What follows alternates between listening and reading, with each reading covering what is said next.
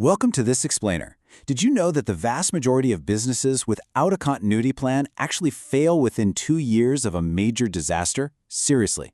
Today, we're diving into the ultimate guide on business continuity and crisis management to totally shatter that dangerous yet incredibly common "it won't happen to us" illusion. Whether you're leading a massive corporation or managing a small team, the frameworks we are going to explore today are absolutely essential for building true organizational resilience. There's a stark reality we just have to face here. No organization has complete control over its business environment. That makes crises an inevitable, not just a possible, part of doing business. It's a reality etched into history by massive, high-profile events, but experience actually teaches us that it's the less dramatic, far more frequent events that are often the hardest to deal with if you aren't properly prepared. We really have to move past this dangerous corporate complacency trap.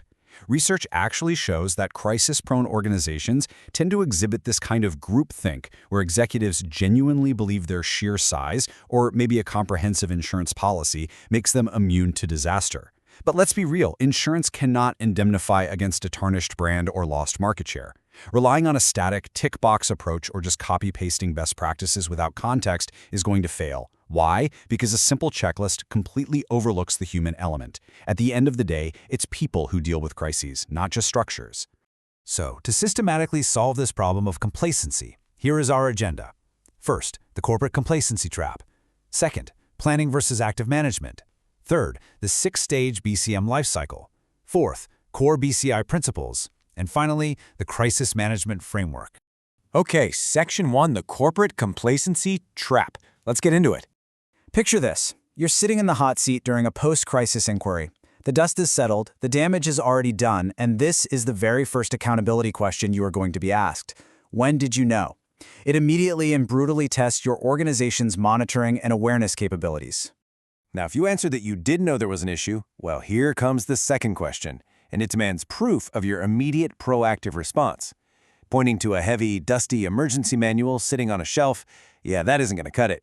You have to prove that you took decisive, effective action in those tiny, short windows of opportunity that pop up right at the beginning of a crisis. But what if you were completely unaware?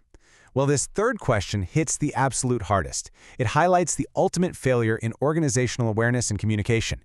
It exposes that the warning signals, which, by the way, almost always exist before a crisis, were completely missed or just ignored by your corporate culture. So, the bottom line is that burying your head in the sand is not a viable strategy. The source text explicitly states that managerial ignorance is no longer an acceptable legal or moral defense. Leaders are held strictly accountable. This means a massive mindset shift is required. We have to move away from denial and rationalization and move toward active ownership of your risk profile. Let's move right into Section 2, planning versus active management. This is a brilliant distinction made by the Business Continuity Institute. Notice how they deliberately use the word management instead of planning.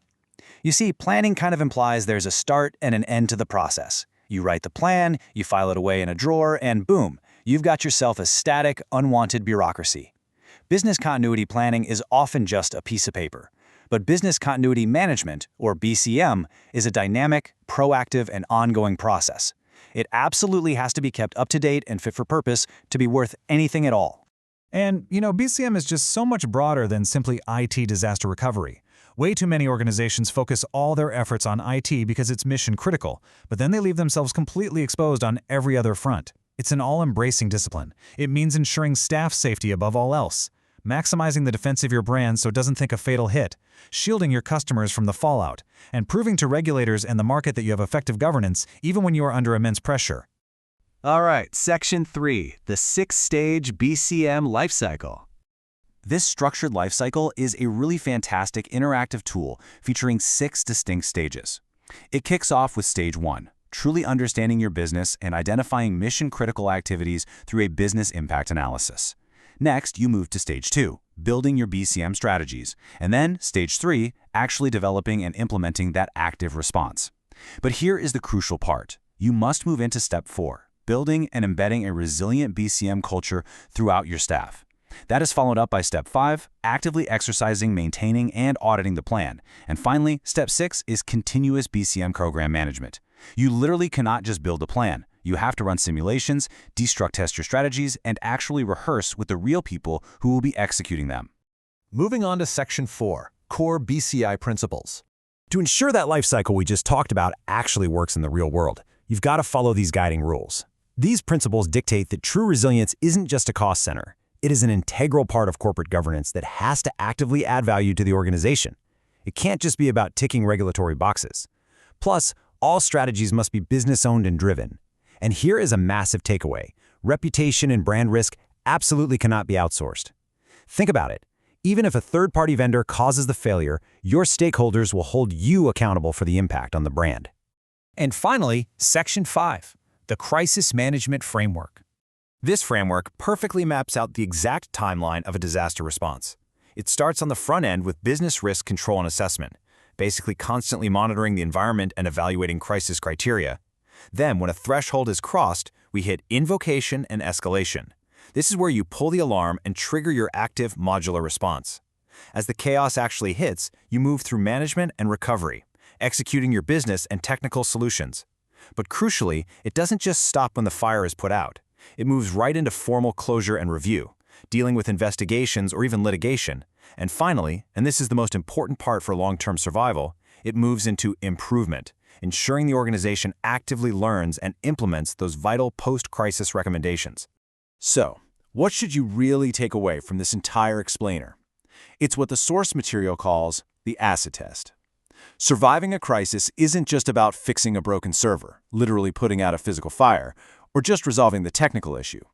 It is about convincingly demonstrating your competence and capability to the outside world. Stakeholder perception is the critical success factor here. You absolutely have to maintain trust and continue business as usual in the eyes of your clients and the broader market. I want to leave you with this provocative thought to challenge your own corporate culture today. Take a real look at your own organization, because as we've learned, a heavy manual sitting on a dusty shelf won't save you. If your people aren't trained, if your culture secretly relies on "it won't happen to us," and if you aren't prepared to actively manage the storm, the plan on paper is completely useless. So, which one are you doing? Thanks for joining me on this explainer, and I'll see you next time.